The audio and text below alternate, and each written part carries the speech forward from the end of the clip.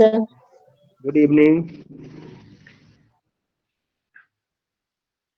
Question सब तो चले गया है, देख लिए ना question. Yes, sir. Yes, sir. Today we will work on Bayes theorem. Bayes theorem actually कहाँ यूज होता है? क्वेश्चन पढ़ने के बाद हमें ये समझना होता है कि वेज थ्योरम एक्चुअली इस प्रोबेबिलिटी थ्योरम में यूज होगा या नहीं। पर्टिकुलर क्वेश्चन के अकॉर्डिंग वेरी करता है। तो सबसे पहले जब भी क्वेश्चन देखें तो उसमें पढ़ने के बाद आपको ये समझ में आएगा कि कहीं ना कहीं कॉमन इवेंट होता है वहां पे। जैसे अभी हम लोग सारा क्वेश्चन वेज थ्योरम पर ही देखेंगे, तो इसमें ये देखेंगे कि कॉमन इवेंट कहाँ होता है और कॉमन इवेंट होता क्या है,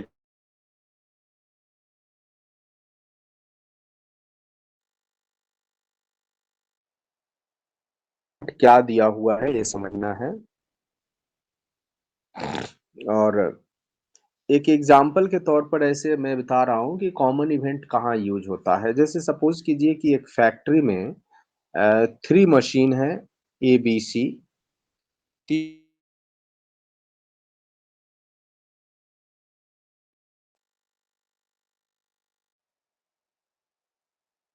से 50% आता है। तो सर आवाज नहीं आई।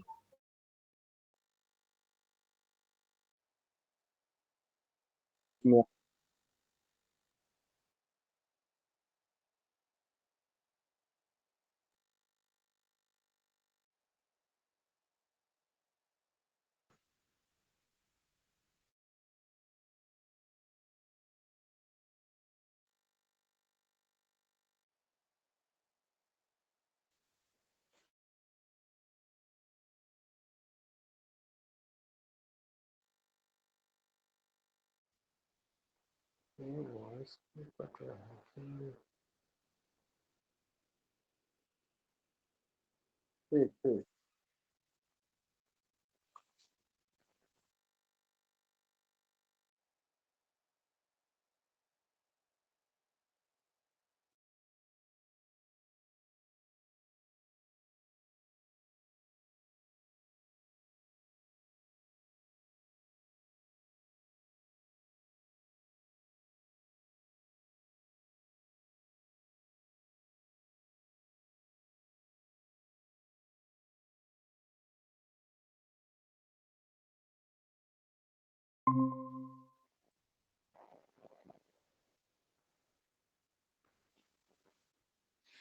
हेलो। सर हाँ, आवाज आ रही है अब? जी अभी आ रही है सर। तो इसमें हम लोग बात कर रहे थे वेज प्रोबेबिलिटी पे, Bayes theorem. Bayes theorem probability में कहाँ यूज होता है?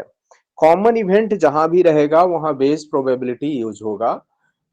Common event means what? Common event जैसे अभी बात कर रहे थे कि एक सपोज फैक्ट्री में 3 मशीन है, ए बी सी। ठीक है, 3 मशीन में एक में प्रोडक्शन आ रहे हैं सपोज 10%। ठीक है, या 20% ले लेते हैं। ठीक है, 20%, दूसरे में 10%, 30%, और बाकी में सपोज 70 है। ऐसा कुछ प्रोडक्शन हो सकता है। तो 100% प्रोडक्शन है तीनों मशीन मिला करके। एक मशीन में डिफेक्टिव आ रहा है प्रोडक्ट सपोज 2%, दूसरे में 3%, तीसरे में 5%, क्योंकि ज्यादा प्रोडक्शन जहां है वो डिफेक्टिव भी ज्यादा है प्रोडक्ट। अब क्या हुआ कि जितने भी प्रोडक्शन है, जितने भी प्रोडक्ट है, तीनों मशीन का एक जगह लॉट में रख दिया गया। And then now one product is selected at random, and in that case now we have to find, and it is found that the product is defective। मतलब एक प्रोडक्ट निकाले, वो डिफेक्टिव निकला। तो क्या प्रोबेबिलिटी है कि वो प्रोडक्ट मशीन सी का होगा? मतलब डिफेक्टिव प्रोडक्ट होना इट्स अ कॉमन इवेंट। ठीक है, तो इस तरह का जब सिचुएशन देखें क्वेश्चन में तो we will use Bayes theorem. आवाज आ रही है ना अभी? जी सर। जी Yes, sir. सर। तो ये जो डिफेक्टिव प्रोडक्ट निकालने वाली केस है ये वेज थ्योरम में यूज होगा। मतलब जहां भी कॉमन इवेंट कुछ दिखे वहां वेज थ्योरम हम लोग यूज करते हैं, या वेज प्रोबेबिलिटी बोलते हैं, वेज थ्योरम बोलते हैं। तो इसमें बेसिकली फॉर्मूला जो होता है वो कॉमन इवेंट जो दिया हुआ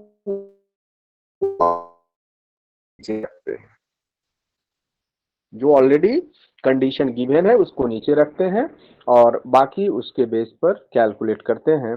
तो अभी हम लोग जैसे क्वेश्चन देखेंगे उसी दौरान ये बताएंगे बेस थ्योरम का फॉर्मूला बेसिकली होता क्या है।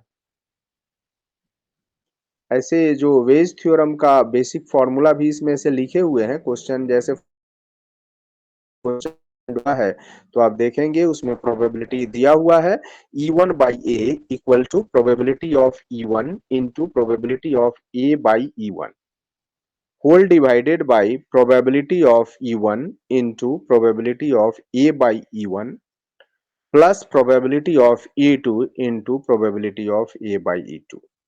अगर इसमें तीन इवेंट रहता तो नीचे तीनों लिखते, probability of A into E3 भी लिखते, मतलब probability of E3 into probability of A by E3 भी लिखते, मतलब जितना होगा टोटल आउटकम नीचे आएगा और ऊपर वाला आउटकम वही लेना है जिसका की निकालना है। ठीक है, तो इस पर बेस्ट क्वेश्चन है। तो जो फर्स्ट क्वेश्चन हम लोग का है उसमें यह है कि in a set of 10 coins 2 coins are with heads on both sides.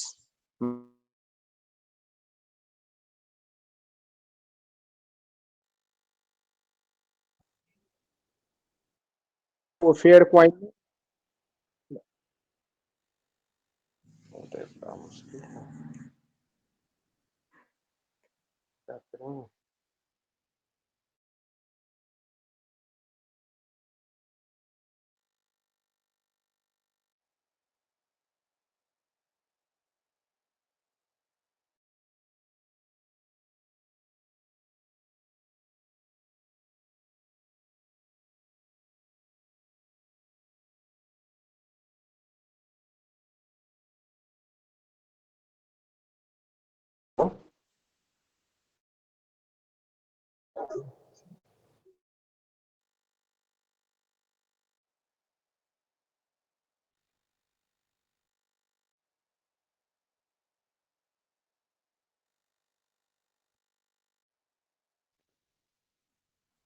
हाँ आवाज तो आ रही है। अरे आवाज क्लियर, ठीक है। हाँ तो कहाँ तक हुआ इसमें क्वेश्चन सुनाई दिया? नहीं सर, सिर्फ फर्स्ट लाइन हुआ था, उसके बाद आवाज कट गई आपकी। अच्छा ठीक है, तो in a set of 10 coins, question है 2 coins are with head on both sides, मतलब 10 क्वाइन का सेट है उसमें दो क्वाइन ऐसा है जिसमें दोनों तरफ हेड है। ठीक है, दोनों जी। तरफ हेड है यानी वो फेयर क्वाइन नहीं है। ठीक है, yes sir. a coin is selected at random from this set and अब एक इस सेट से एक क्वाइन को सिलेक्ट किया गया है at random from this set and tossed 5 times, 5 bar toss किया गया, 5 टाइम्स उसको टॉस किया। if all the 5 times the result was head, 5 बार में पांचों बार में क्या हुआ, रिजल्ट क्या आया, हेड आया। तो find the probability that the selected coin had head on both sides।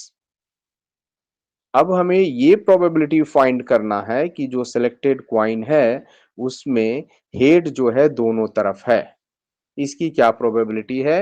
Head तो आया है लेकिन हो सकता है वो फेयर क्वाइन से भी आया हो या ऐसे क्वाइन से भी आया हो जिसमें दोनों तरफ हेड है। तो हमें ये प्रोबेबिलिटी निकालनी है कि वह कौन सा, माने दोनों तरफ हेड वाले क्वाइन है क्या, ये इसकी क्या प्रोबेबिलिटी है। क्वेश्चन समझ में आया? 10 क्वाइंस जी का सर। सेट है, इसमें दो क्वाइन जो है उसमें दोनों तरफ हेड है अब एक क्वाइन को सिलेक्ट किया रैंडमली, 5 बार उसको टॉस किया और हेड आया 5 बार में। तो क्या प्रोबेबिलिटी है कि वो जो सिलेक्टेड क्वाइन है वो दोनों तरफ हेड वाला क्वाइन है? ये है क्वेश्चन हमारा। मतलब ये कि यहां कॉमन इवेंट क्या हुआ, हेड आना, मतलब बोथ साइड हेड आना। तो ये जी कॉमन सर। इवेंट है। अब इसमें हम लोग देखते हैं कि in a set of 10 coins, तो दो क्वाइन को हम यहां पर लेते हैं कि E1 E2 ये दो इवेंट है, and A B the event define as follow. तो E1 जो हमारा है वो selected coin has head on both sides. E2 जो है selected coin is fair. Fair मतलब जिसमें दोनों तरफ हेड टेल दोनों है, ठीक है। और ए जो है selected coin is tossed 5 times. ये इवेंट है हमारा। तो E1 में लेते हैं कि इसको selected coin has head on both sides, इसमें 2/10।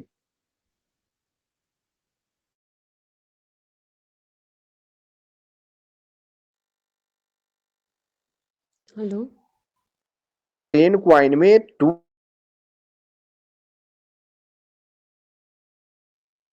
सर, आवाज कट रही है। हो जाएंगे 8/।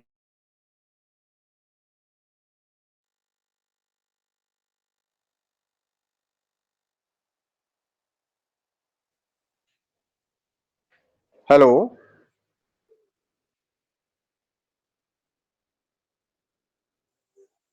वर्ड्स कर रहा है। हाँ, वो पूरा लाइन अटक गया। अच्छा।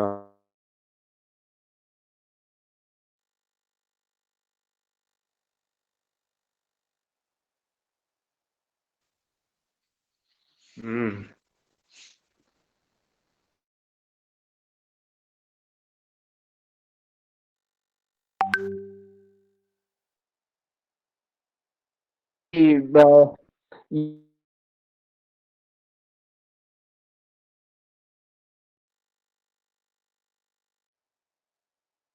Selected coin is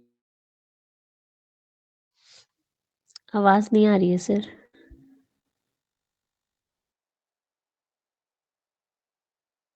4/।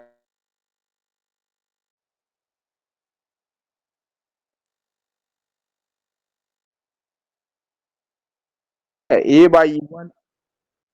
हाँ। सर कुछ भी, हाँ पूरा ही कुछ भी नहीं सुनाई दिया सर अभी। क्या पता नहीं, ऐसे तो नहीं था लेकिन इसमें तो कम से कम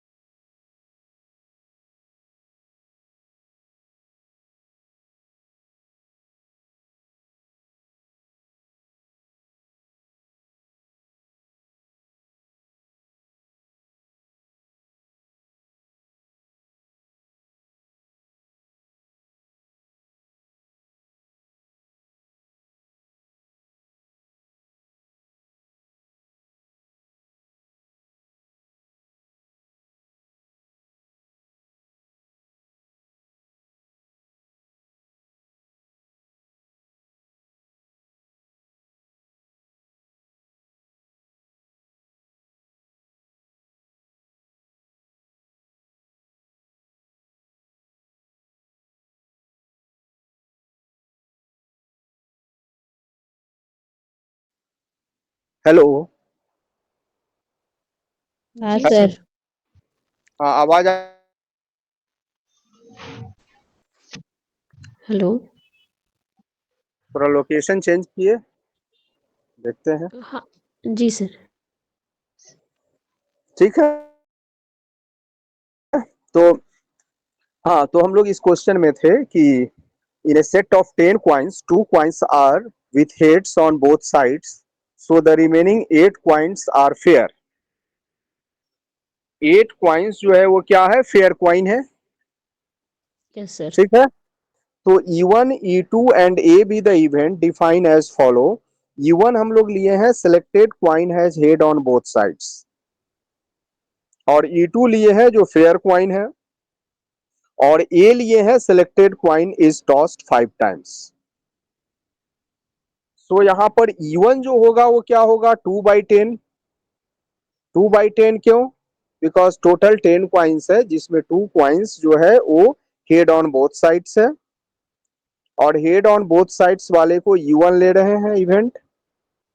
E2 ले रहे हैं 8/10, क्योंकि बाकी जो क्वाइन है वो फेयर क्वाइन है, तो 8 क्वाइंस फेयर क्वाइंस है, तो 8/10 4/5 होगा। और A/E1 जो है probability of head when a two headed coin is toss 5 times. तो 5 बार जो टॉस किए तो 1 1 1 1 5 टाइम्स लिखे हैं, इसका मतलब ये है कि यहां पर ये A/E1 का कंडीशन है। ठीक है, ये तो सर मतलब ये 1 ही क्यों लिए हैं, ये नहीं समझ में आ रहा है। जस्ट डिनोट किए हैं इससे कि हमारा जो क्वाइन आएगा वो हेड हेड हेड 5 बार आया है, हेड को 1 बोल रहे हैं यहाँ पर। Okay sir. और वो 1 ही इसलिए लिए बिकॉज ये जो क्वाइन है इसमें से तो 2 हेड वाला क्वाइन है, मतलब ऐसा क्वाइन ही है जिसका दोनों तरफ हेड है, तो उसकी यस सर। प्रोबेबिलिटी 1 होगी ही, सर्टेन है वो, क्योंकि उसमें टेल है ही नहीं, इसलिए 1 है, सर्टेन है वो।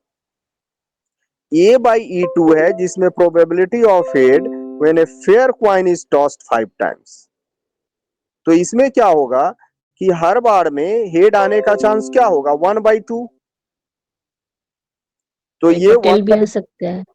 क्योंकि इसमें टेल भी आ सकता है, जी।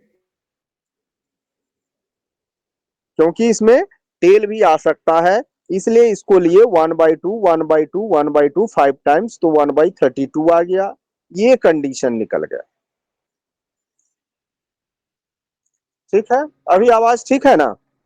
जी सर। अब इसके बाद यहां से वी वांट टू फाइंड, हमें फाइंड क्या करना है, E1/A फाइंड करना है। E1/A का मतलब ये कि probability the selected coin had head on both sides after 5 tosses। अब यहां वेज थ्योरम जब यूज करेंगे तो प्रोबेबिलिटी ऑफ E1/A का फॉर्मूला होगा probability of E1 into probability of A/E1। अब यहां पर ध्यान देना है कि probability of E1 into A/E1। A/E1 का मतलब probability of A when E1 is already given. E1 is already given मतलब both sides head divided by, और नीचे जो लिखते हैं बेस थ्योरम में वो सारे पॉसिबल आउटकम्स को लिखते हैं, इसीलिए नीचे जो लिखे उसमें E1 into A/E1 plus E2 into A/E2। अब जो E1 आया है उसका देखिए कितना आया था, E1 का वैल्यू कितना आया था देखिए, तो 1/5। 1/5, तो उसको लिख दिए 1/5।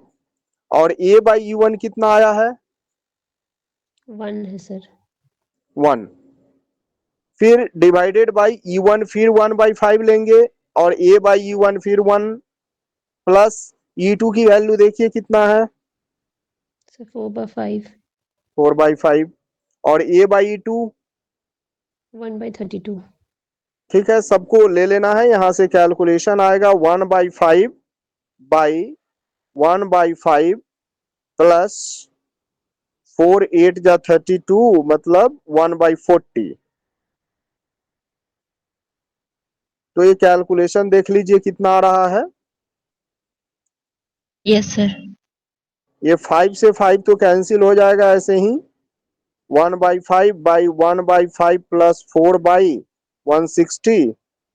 तो एलसीएम जो आएगा यहाँ, सॉरी, 4 8 जा 32 मतलब 1/40 आ जाएगा। 1/5 प्लस 1/40। तो ये जो एलसीएम होगा नीचे, ये 40 एलसीएम हो जाएगा। तो 8 प्लस कितना आ जाएगा यहाँ, 5 8 जा 40, 1 मतलब 9/40। तो 1/5/9/40।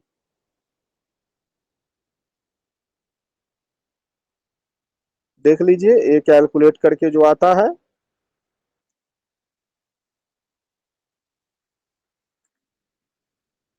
8/9 सर। 8/9, ठीक है। तो ऐसे भी प्रोबेबिलिटी की जो वैल्यू होती है वो 0 से 1 के बीच में लाई करता है। ठीक है, तो 8/9 ठीक है।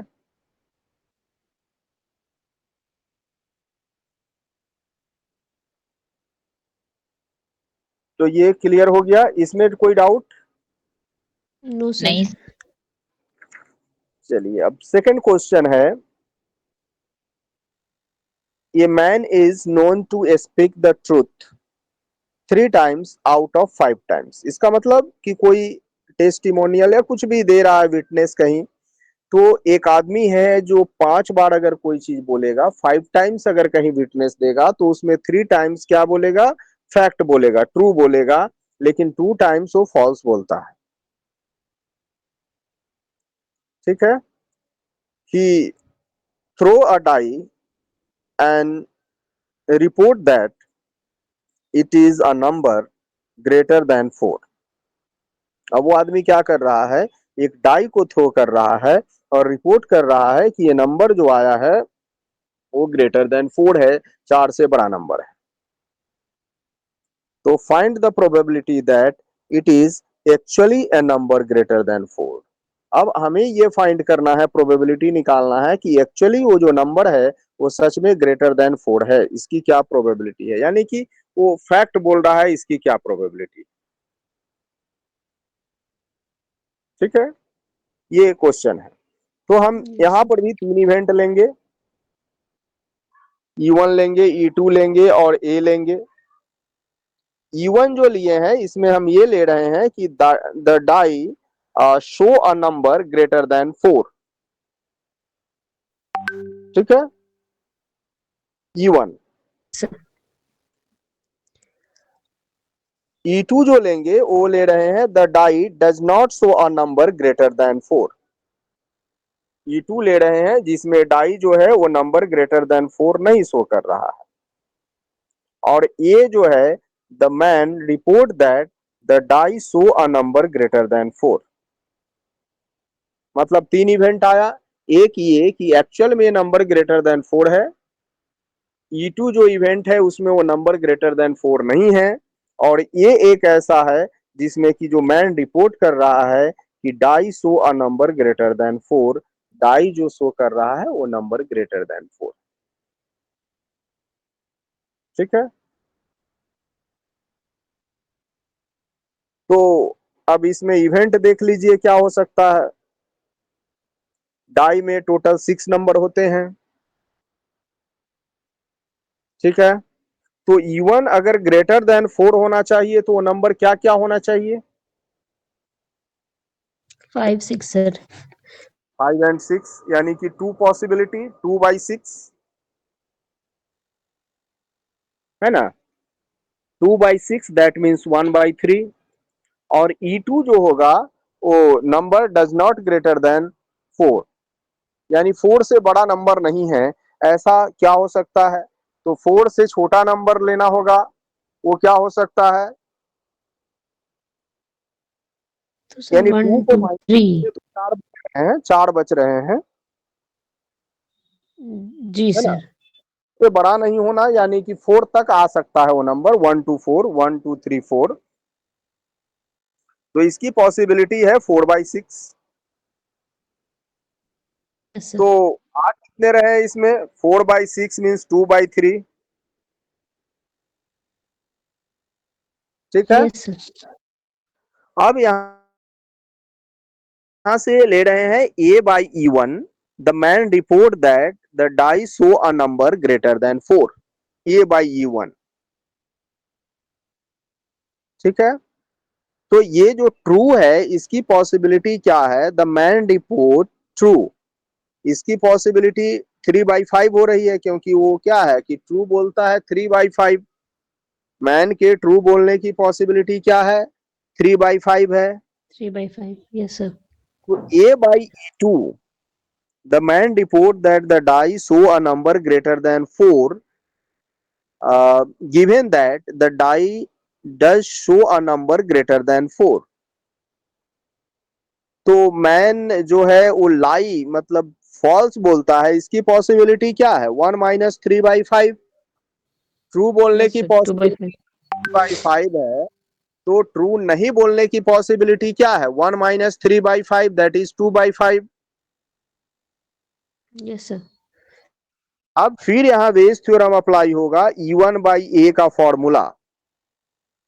Same formula, E1 into A/E1 whole divided by probability of E2 into probability of A/E2 plus probability of E2 into probability of A/E2। तो सेम फॉर्मूला हम लोग यूज कर रहे हैं यहां पर। यानी जो भी निकालना है, जो कंडीशन ऑलरेडी दिया है उसको नीचे रखते हैं। E1/A, ए का मतलब ऑलरेडी गिवन कंडीशन, और E1 का मतलब हमें जो फाइंड करना है। ये ऐसे होता है। तो यहां से आएगा probability of E1 into probability of A/E1। तो प्रोबेबिलिटी ऑफ E1 हम लोग ऑलरेडी निकाले हैं, यहां पर दिया हुआ है। E1 का मतलब क्या? Sir one E1, by three हाँ 1/3, यानी कि इसमें जो नंबर है वो ग्रेटर देन 4 ग्रेटर है। देन 4 आने का पॉसिबिलिटी। 4 आने, ग्रेटर देन 4 आने की पॉसिबिलिटी है। तो उसको लिख लिए इंटू A/E1। A/E1 का मतलब ग्रेटर देन 4 तो आएगा ही, और ए मैन जो रिपोर्ट करेगा वो नंबर ग्रेटर देन 4 होगा, ये भी सही बात है। तो इसकी पॉसिबिलिटी है 3/5। नीचे फिर E1 into A/E1 means 1/3 into 3/5। और E2 का मतलब क्या है कि number is not greater than 4। तो इसकी पॉसिबिलिटी देखिए क्या दिया है? E2 2/3 sir. 2/3। तो 2/3 लिख लिए। और ये मैन जो है फॉल्स बोलेगा, इसकी possibility to A/E2, by five 2/5। तो इसका कैलकुलेशन आ गया, 3 3 cancel, 1/5 plus 1/5 plus four four by by fifteen sir. हाँ। तो ये आता है कैलकुलेशन करके 3/7। Yes sir. तो इसमें भी कॉमन इवेंट क्या देखे? कॉमन इवेंट हम लोग ये देख रहे हैं कि ये जो पर्सन है वो ट्रू बोल रहा है कि नहीं। ठीक है। पर्सन जो है वो ट्रू बोल रहा है कि नहीं, इसकी पॉसिबिलिटी हम लोग यहाँ पर देखें तो ये 3/7 मिल गया। जी सर। ठीक है। ये दोनों क्वेश्चन में कोई दिक्कत नहीं, क्लियर है। Yes sir. Yes sir. अब हम लोग थर्ड वाले क्वेश्चन को देखेंगे। तो थर्ड वाले क्वेश्चन में है ए, हाँ, अ कार्ड। यहाँ पर क्या हुआ है कि a card from a pack of 52 playing card is lost. मतलब एक कार्ड है जो प्लेइंग कार्ड का 52 में से एक लॉस हो गया। From the remaining card of the pack, 3 cards are drawn at random without replacement and are found to be all spades. Find the probability of the lost card being a spade. Lost card जो spade है या नहीं, इसकी possibility हमें देखनी है। ठीक है। A card from a pack of 52 playing cards is lost. मतलब 52 प्लेइंग कार्ड्स जो होता है उसमें से एक कार्ड जो हुआ वो लॉस हो गया है, कहीं गायब हो गया। तो from the remaining cards of the pack 3 cards are drawn at random. 3 card हम लोग निकाल रहे हैं बाकी रिमेनिंग कार्ड से। रिमेनिंग कार्ड्स मीन्स हमारे पास 51 कार्ड्स है, उसमें से 3 कार्ड हम लोग निकाल रहे हैं। ठीक है। विदाउट रिप्लेसमेंट का मतलब हम लोग उसको रिप्लेस नहीं कर रहे हैं कहीं से। ठीक है। रिप्लेस नहीं करने का मतलब जो 3 कार्ड निकाल रहे हैं ना, उसको फिर से उसमें डाल नहीं रहे। ठीक है। And are found to be all spades. तीनों कार्ड जो है स्पेड मिला, तो find the probability of the lost card being a spade. तो हमें ये प्रोबेबिलिटी निकालना है कि वो जो लॉस्ट कार्ड है वो स्पेड है। क्या पॉसिबिलिटी है यहां से कि लॉस्ट कार्ड जो है वो स्पेड है। तो यहां भी हमें सबसे पहले तो इवेंट सेलेक्ट करना है। E1 E2 and A select किए हैं इवेंट, डिफाइंड एज फॉलो। तो E1 जो है वह है lost card is of a spade. E1 event क्या है कि लॉस्ट कार्ड स्पेड है, इसकी पॉसिबिलिटी। E2 जो है lost card is of non spade, और ये जो है वो 3 cards are drawn. Okay, 3 cards are drawn are all of spades. 3 possibility हम लोग ले रहे हैं यहाँ पर। फर्स्ट E1, सेकेंड E2 और थर्ड ए। E1 में क्या बता रहे हैं, लॉस्ट कार्ड जो है वो स्पेड है।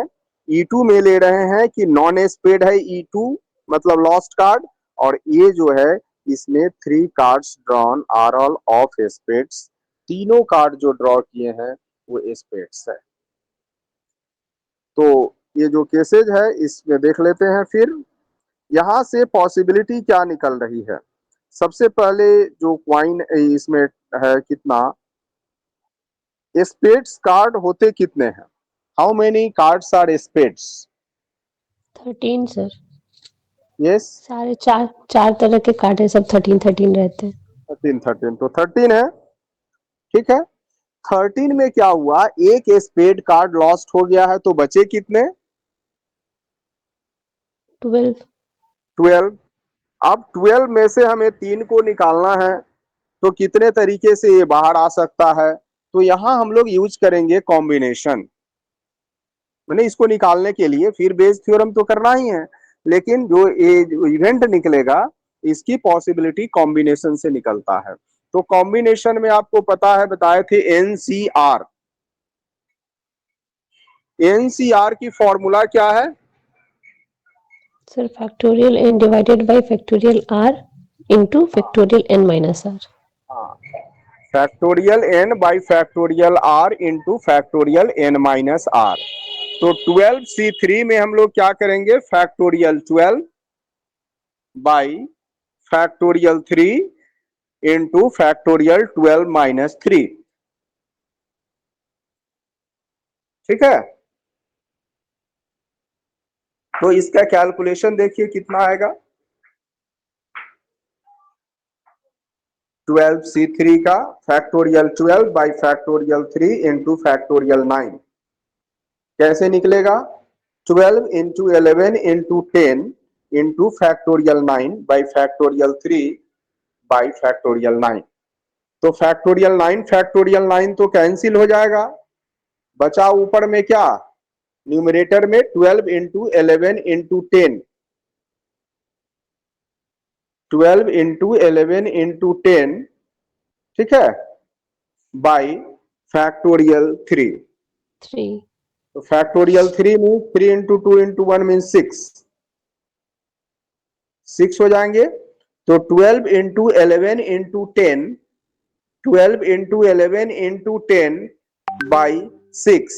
तो 6 2 जा 12, ये तो कट जाएंगे, सर तो बचा 220 आ जाएगा। 11 इंटू 10, 11 इंटू 10, 110 इंटू 2, 220, यस 220 ऊपर में और नीचे में कुछ नहीं है, तो 220 12C3 की वैल्यू है, और नीचे लेना है 51C3।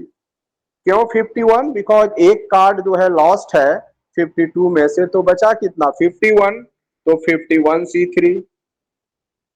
इसकी वैल्यू भी निकाल लेनी है हमें। 51C3 मीन्स कितना, factorial 51 by factorial 3 into factorial 48।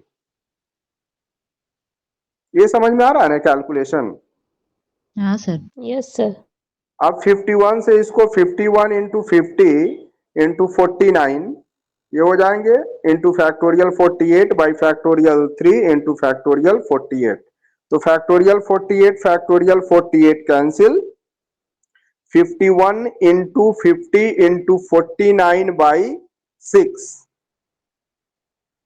तो ये कट जाएगा कितने बार में, 3 2 जा और 3 17 जा, और 2 से इधर 25, तो 25 इंटू 17 इंटू 49।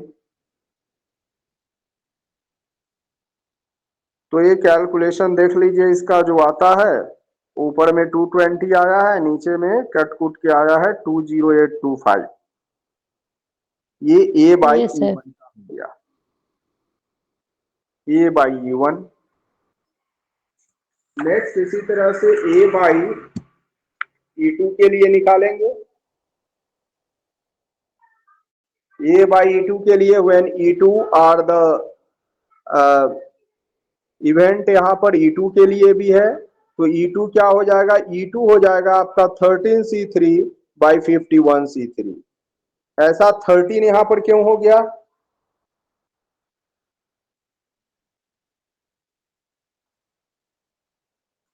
थर्टीन यहाँ क्यों हुआ, क्योंकि यहां पर बाकी कार्ड के लिए। हाँ उस पूरे स्पेड के लिए ले रहे हैं। यहाँ पर जो बाकी जो E2 है, E2 जो कंडीशन है इसमें क्या है, assured that a card that is non spade, तो नॉन स्पेड में तो बाकी सब 13 रहता ही है रिमेनिंग जो है, इसीलिए 13C3 लिए, और नीचे फिर 51C3 लेने का मतलब वही है कि एक कार्ड तो हमारा ऑलरेडी लॉस्ट है।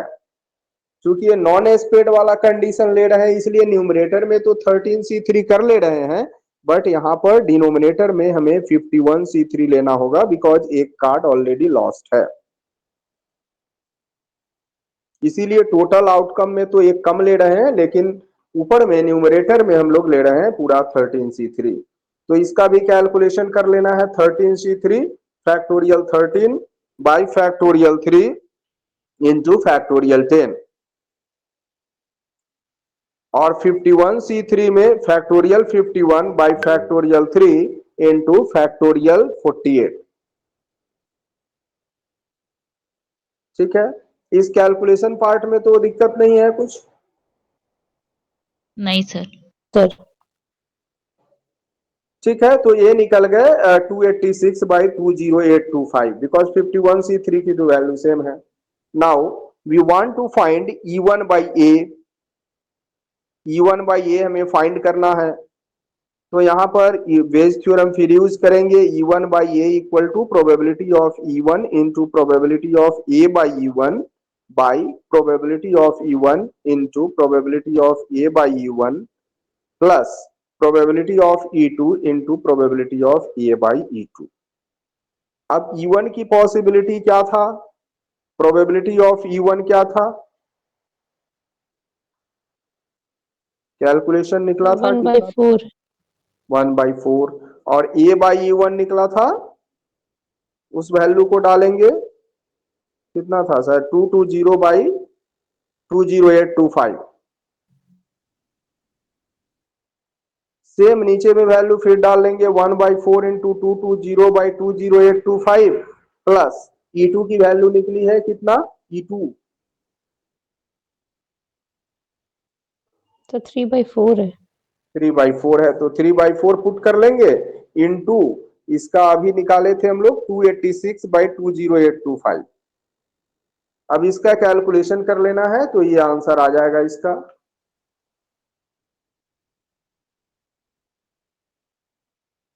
तो ये क्वेश्चन में आइडेंटिफाई कर लेना है और फॉर्मूला तो सब में सेम लगता है। यहाँ अगर 3 पॉसिबल आउटकम्स हो जाएंगे तो उसमें वहां पर 3 हो जाएगा। 3 केस वाला भी क्वेश्चन देंगे फिर। अभी तो ये 2 केसेस का क्वेश्चन है।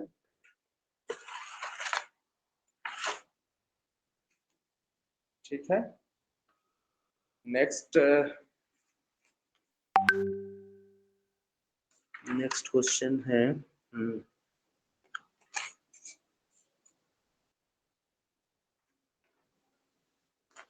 ठीक है। नेक्स्ट क्वेश्चन क्या दिया है? क्वेश्चन आप लोग भी थोड़ा ध्यान दीजिए, जब जैसे पढ़ रहे हैं क्वेश्चन ना, तो क्वेश्चन को साथ में देखना है। Sir, सभी 6% of the people with the blood group O yes are left-handed and 10% of them with हाँ other blood groups are left-handed. 30% of the people have blood group O. If a left-handed person is selected at random, what is the probability that he or she will have blood group O? यानी कि यहाँ पर जो common event हो रहा है उसको देखना है। Left handed person, common event क्या है? यहाँ कॉमन इवेंट है लेफ्ट हैंडेड पर्सन, ये कॉमन इवेंट आ रहा है। चलिए, तो यहां से जब हम E1 देखते हैं तो पहला ही पार्ट में यहां पर दिया है क्या है? 6% of the people with blood group O are left-handed and 10% of those with other blood group are left-handed. 30% of the people have the blood group O. If a left-handed people is selected at random, what is the probability that he or she will have blood group O? ठीक है, तो इसमें E1 जो लेते हैं, person selected has blood group O। E2 लेते हैं जिसमें person selected has blood group other than O। और A लेते हैं left handed person has been selected. 3 ही पॉसिबिलिटी है। एक है ब्लड ग्रुप O होने का, एक पॉसिबिलिटी है जिसमें ब्लड ग्रुप O के अलावा कुछ और हो, ठीक है, और A जो है इसमें लेफ्ट हैंडेड पर्सन, मतलब कॉमन इवेंट क्या है? Left handed person. तो E1 क्या लेते हैं इसमें? Person selected has a blood group O। तो blood group O selected person जो है वो कितने हैं? 30%, sir. 30%। तो 30/100 कर लेंगे। Yes, sir. 30/100 मीन्स 3/10। E2 जो हो जाएगा blood other than O blood group, तो डेफिनेटली वो 70% हो जाएंगे। तो जी, sir. 70/100 that is 7/10। और A/E1 यही चीज देखना है। 6% of the people with blood group O are left handed. A/E1 का मतलब, E1 मतलब जो ऑलरेडी दिया हुआ है वो ये है कि 6% of the people with blood group O already given, तो इसको हम A/E1 से डिनोट करेंगे। मतलब जो पर्सन है left handed person selected has, ठीक है, तो ये A/E1 6% है और A/E2 कितना दिया हुआ है? 10% शायद। 10%. Left handed and 10% of with the blood group, ठीक है, हाँ, Other than O. With other blood group, ठीक है। तो अदर ब्लड ग्रुप को A/E2 लिख रहे हैं 10/100, तो 10 एक जीरो कैंसिल, कितना आ जाएगा इसमें? 1 by 10, sir. 1/10। Now we have to find E1 by A। E1 by A हमें फाइंड करना है। A/E1 दिया हुआ है और E1 बाई A फाइंड करना है, तो same formula according to Bayes theorem, probability of E1 by A equal to probability of A1 into A/E1 divided by probability of E1 into A/E1 plus probability of E2 into A/E2। अब यहां से E1 की value हमें देखना है कितना है। E1 का मतलब ऐसे पर्सन जो कि ब्लड ग्रुप O है। कितने हैं ब्लड ग्रुप O वाले? 3/10 सर। 3/10। और other than O A by A E1 by है। A by A by E1 हाँ सर। वो 6% है। Yes sir, 6/100। 6/100 कर लिए। फिर नीचे 3/10 इंटू 6/100 प्लस E2। E2 कितना है? 7/10। 7/10। ठीक है। और फिर E/A2 ना, A/E2। A/2 1/10। 1/10। ठीक है। तो इसका कैलकुलेशन देख लेते हैं हम लोग। 3 6 या 18, 18/1000। फिर नीचे 18/1000 प्लस 70/1000। ठीक है। तो बहुत अच्छा है। 1000 कैंसिल हो जाएगा, है ना। ऊपर में 18 बचेगा और नीचे 18 प्लस 70, तो 88। 18/88। देखिए इसको कैंसिल करेंगे, 2 से कटेगा 9, 2 9 जा 18 और 2 से 44, मतलब 9/44। Yes sir. ठीक है। नेक्स्ट है, अब यहां से एकदम मैन्युफैक्चरिंग वाला फील्ड में आ गया, मतलब इंडस्ट्रियल एप्लीकेशन में आ गए हम लोग। इसमें क्या है कि a car manufacturing factory has 2 plants, X and Y plant. X manufacture, जो मैं शुरू में एग्जांपल दे रहा था उसी तरह का है। X manufacture 70% of the car and plant Y manufacture 30% of the car. 80% of the car at plant X and 90% of the car at plant Y are rated of standard quality. इसका मतलब ये कि प्लांट X में 20% जो है standard नहीं है और प्लांट Y में 10% जो है वो स्टैंडर्ड नहीं। ठीक है। A card is drawn at random and is found to be standard quality. ठीक है। एक कार को रैंडमली सेलेक्ट कर लिया और वो स्टैंडर्ड क्वालिटी का निकला, तो क्या प्रोबेबिलिटी है कि it has come from plant x. X plant का ही वो कार है, इसकी क्या पॉसिबिलिटी है। जबकि कहीं मेंशन नहीं है उस पर कि ये प्लांट एक्स से निकला है कार, ये प्लांट वाई का प्रोडक्ट है, ऐसा कुछ मेंशन नहीं है। तो इन दैट केस हम कैसे बोल सकते हैं कि वो प्लांट एक्स का ही प्रोडक्ट है। क्या पॉसिबिलिटी है कि वो प्लांट एक्स का प्रोडक्ट है। तो इसके लिए वैसे ही लेना है। E1 ले लेते हैं कि car is manufactured at plant X. E2 ले लेते हैं car manufactured at plant Y. और ए ले लेते हैं कि car is chosen of standard quality. ठीक है। कार मैन्युफैक्चर्ड किया प्लांट एक्स में, इसकी पॉसिबिलिटी तो दे दिया है 70%, मतलब 70/100, ये E1 हो गया।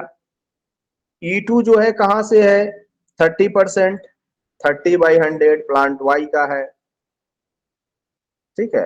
अब आते हैं A/E1। A/E1 का मतलब ए क्या है हमारा? ये है probability of a standard quality. Probability of a standard quality when the product is of plant x. उसकी पॉसिबिलिटी ऑलरेडी मेंशन है 80%। ठीक है। और यस सर। दूसरा जो A/E2 होगा वो भी दिया हुआ है। उसकी यस सर, पॉसिबिलिटी 90%। 90 90%। परसेंट। 90%। तो हो जाएगा A/E2 90/100, मतलब 9/10। अब हमें फाइंड क्या करना है? वही E1/A। E1/A का मतलब probability of a standard quality car has come from plant x. तो E1/A क्या होगा? E1 into A/E1 by probability of E1 into A/E1 plus probability of E2 into A/E2। तो E1 का मतलब प्लांट एक्स से निकला है, इसकी पॉसिबिलिटी क्या है? दिया हुआ था 7/10, 70%, 70/100। तो इसको कैंसिल करके हम लोग 7/10 लाए हैं। ठीक है। और ए बाई ई वन निकाले हैं, वो आया है 80%, तो 80/100 मीन्स 8/10, इसको पुट कर दिए। फिर ई वन मतलब 7/10 इंटू 8/10, ई टू मतलब 3/10 इंटू 9/10, तो 7 8 जा 56/100, और यहाँ 56/100 प्लस 27/100, तो 100 कैंसिल, 56 प्लस 27, 56/83। जी सर। अब नेक्स्ट है इसमें एक और, इसमें there are two group of subjects are of which consist of the 5 science and 3 engineering subjects, and the other consist of the 3 science and 5 engineering subject। मतलब दो ग्रुप है पर्सन का, इसमें एक ग्रुप में जो है 5 साइंस लिए हैं, 3 इंजीनियरिंग लिए, दूसरे ग्रुप में 5 इंजीनियरिंग सब्जेक्ट लिए हैं। एंड इसके बाद क्या हो रहा है कि an unbiased die is rolled if number 1 to 6 times up, a subject is selected at random from the first group, otherwise a subject is selected from the second group। if alternately our engineering subject is selected, then find the probability that it is selected from second group। अब इसमें identify करना थोड़ा आसान नहीं है कि common event क्या है यहां पर। तो कॉमन इवेंट क्या लगा आपको इस क्वेश्चन को पढ़ने के बाद? कॉमन इवेंट क्या लग रहा है? सर कि इंजीनियरिंग का ही सब्जेक्ट है, दोनों के पास ही है, कलेक्टेड हो दोनों रहा है। ग्रुप में। हाँ हाँ, दोनों ग्रुप में ये कॉमन इवेंट है। तो पहला जो हमारा दो ग्रुप है, इसमें दो में आप देख रहे हैं कि इसमें 5 साइंस एंड 3 इंजीनियरिंग। तो सबसे पहले इसमें देख लेते हैं कि E1 क्या आता है। Die thrown up with number 1 to 6, selected first group of subject. तो टोटल तो ग्रुप 2 है, और डाई जो आएगा इसमें 6 टोटल आउटकम होते हैं, तो 2/6 1/3। और E2 क्या है? Die turn up with number, किस तरह का नंबर आएगा फिर यहाँ पर? अदर 2, देन 1 और 6 सर। अदर देन 1 and 6, तो क्या आएगा? 2 3 4। 4, ये 4 आएंगे, तो ये भी 4/6 हो गए, ये 2/3 हो गए। फिर यहां से लेते हैं A/E1। तो A/E1 क्या है? सब्जेक्ट यहाँ पर engineering subject from the first group. तो फर्स्ट ग्रुप में इंजीनियरिंग सब्जेक्ट कितने लिए हैं? 3 लोग हैं टोटल, कितने? 8। 5 साइंस और 3 इंजीनियरिंग, तो टोटल आउटकम हो गए 8। तो A/E1 3/8 हो जाएंगे। मेन इसमें यही सब आइडेंटिफाई करना जरूरी होता है।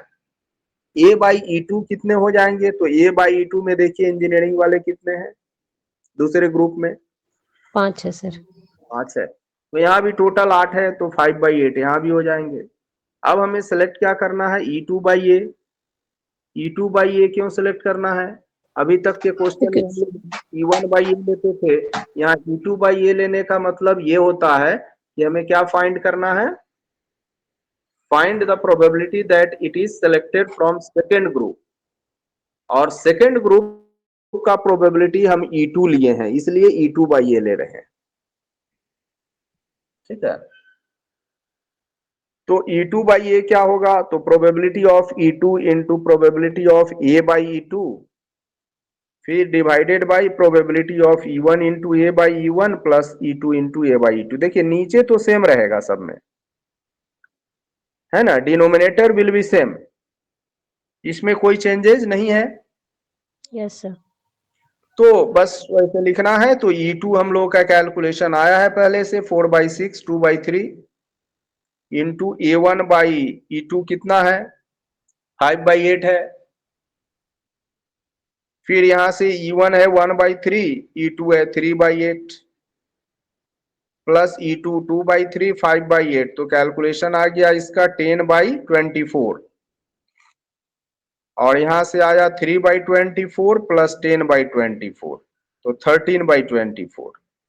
तो न्यूमरेटर में 10/24 और डिनोमिनेटर में 13/24, तो 24 कैंसिल, बचा क्या 10/13।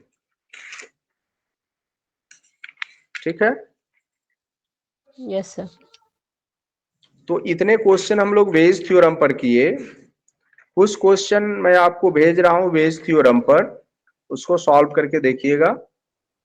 मेन होता है, देखिए ये सारे क्वेश्चन में इंपॉर्टेंट ये है कि आप आइडेंटिफाई कर पाए कि वेज थ्योरम लग कहां रहा है। नहीं, जी सर।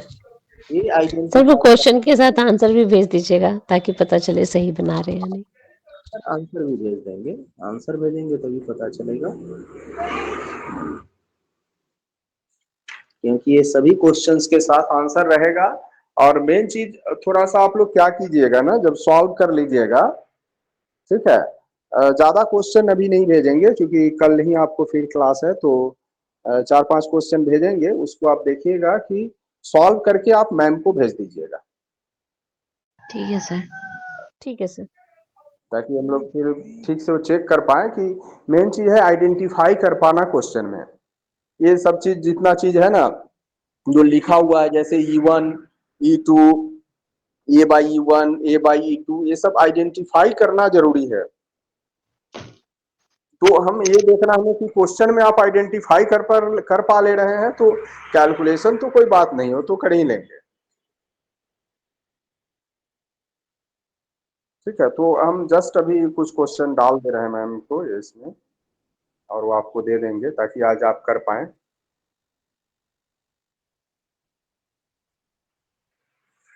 ठीक है, यस ठीक जी है, तो सर। इतने थे, सभी डिस्कस हो गए। अभी कोई डाउट इसमें? नहीं नो सर। सर। ठीक, एक्चुअली ना लोकेशन बदले हैं तब थोड़ा सा क्लियरिटी आया है, और दूसरे रूम यस में सर। उतना नहीं आ रहा था एक्टिविटी ठीक से। ठीक है, ओके, यस सर। ठीक बाय है, thank you sir. Thank you sir. Bye.